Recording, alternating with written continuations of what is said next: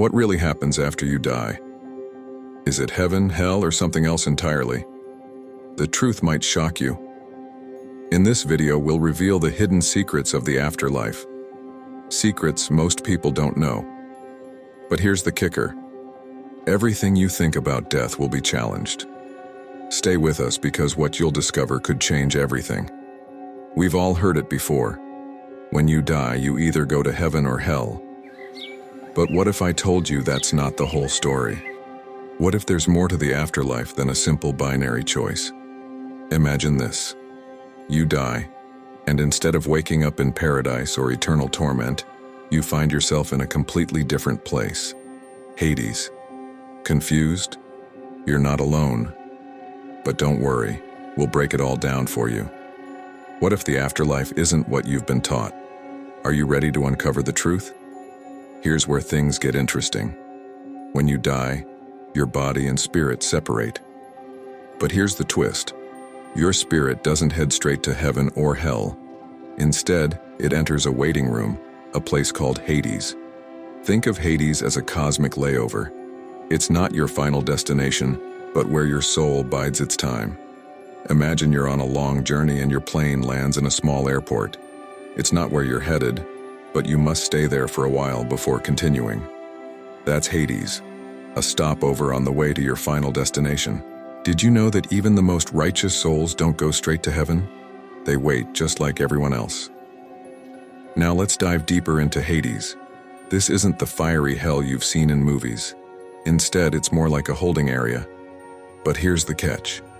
Hades is divided. On one side, the righteous find comfort. On the other, the unrighteous face torment.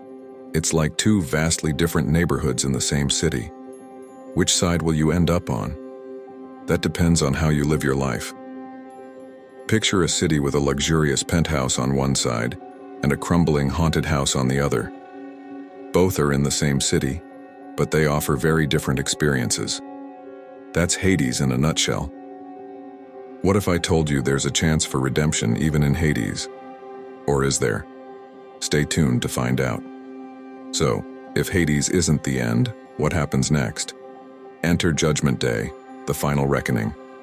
This is when every deed, every word, and every thought is weighed. But here's the question that keeps theologians up at night. How do we know if we've done enough to tip the scales in our favor? On Judgment Day, the stakes couldn't be higher. It's the moment that determines whether you'll spend eternity in heaven or hell. Can you be sure your actions will land you on the right side of judgment? What if one mistake could change everything? Think of Judgment Day as a court trial. Every action in your life is evidence and you're the defendant. The verdict? Eternal life in paradise or eternal separation from God. It's a case you can't afford to lose. If you pass the test, what awaits you? Heaven, a place of eternal peace and joy. But here's the twist. Heaven isn't what most people imagine.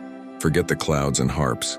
Heaven is described as a place beyond imagination, where the righteous live perfectly with God. But here's the kicker. You won't get there until after Judgment Day.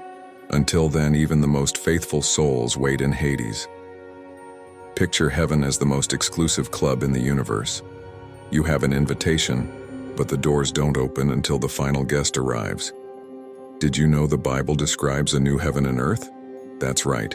Heaven, as we know it, isn't even the final destination. Now, let's talk about where no one wants to end up. Hell. Hell isn't just about fire and brimstone. It's about eternal separation from God, the source of all goodness. Imagine being cut off from everything that brings joy, peace, and hope. That's hell. But here's the real shocker. Hell isn't a place you go to immediately after death. Just like heaven, it's a final destination determined on Judgment Day.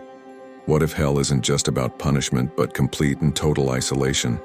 Could you bear an eternity like that? Imagine being in a place where time doesn't exist, but suffering never ends. That's the true horror of hell, an eternity without hope. You might be wondering, what exactly happens during this waiting period in Hades? This is where the tension builds. The righteous experience comfort, but they're not in heaven yet. The unrighteous endure torment, but their final fate is still pending. It's a time of anticipation, where the soul reflects on its life and waits for the final judgment. What if I told you that your experience in Hades could influence your final judgment? Is there a way to change your fate even after death? Some believe it's possible. Think of Hades as a suspenseful movie with an ending yet to be written. Your actions in life determine the script, but the final scene won't play out until Judgment Day. Here's something that might surprise you. Faith alone isn't enough. Faith is crucial, but your actions put your faith into practice. On Judgment Day, both faith and works will be evaluated. So ask yourself, are you living a life that reflects your beliefs? It's not just about what you say you believe, it's about how you live that belief daily. If your life were put on trial today, would your actions back up your faith? Or would the evidence be lacking? Imagine your life as a garden. Faith is the seed, but the garden will never grow without care, watering, and nurturing your actions. Will your garden flourish on Judgment Day, or will it be barren? There's one more twist to this story, the promise of resurrection, the final victory over death. On Judgment Day, the dead will be raised, and the righteous will receive new, glorified bodies. This isn't just about life after death. It's about a new kind of life that never ends. But here's the question. Will you be among the resurrected righteous, or will you face a second death? Did you know that resurrection isn't just for the righteous?